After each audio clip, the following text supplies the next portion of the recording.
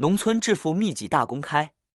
从一把泥土开始，3位年轻人是如何成功创业，如何开启致富之旅，成为苹果产业大亨。今天就让我们来探索创业灵感与成功的智慧吧。3个年轻人一同结伴外出，寻求发财机会。他们来到了以盛产苹果著称的辽南地区，在一个偏僻的山镇，他们发现了一种又红又大、味道香甜的苹果。由于地处山区，信息、交通都不发达，这种优质苹果仅在当地销售，售价非常便宜。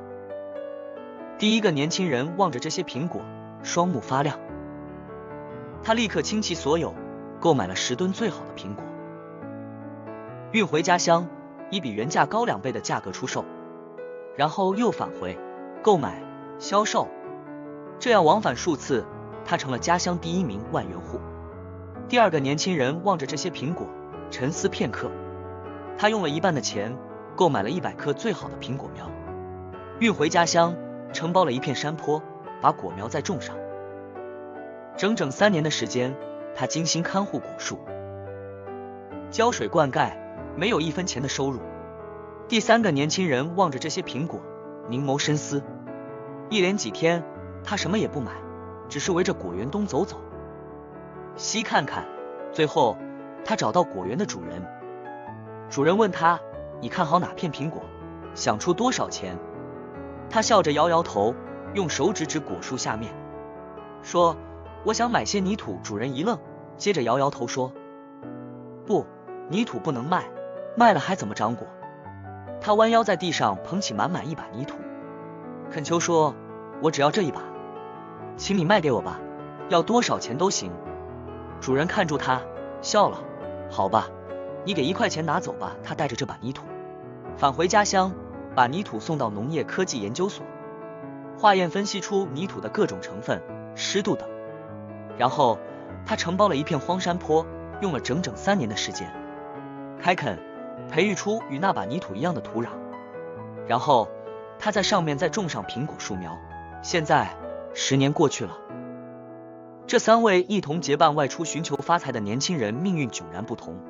第一位购买苹果的年轻人，现在每年依然还要去购买苹果，运回来销售，但是因为当地信息和交通已经发达，竞争者太多，所以每年赚的钱很少，有时甚至不赚或者赔钱。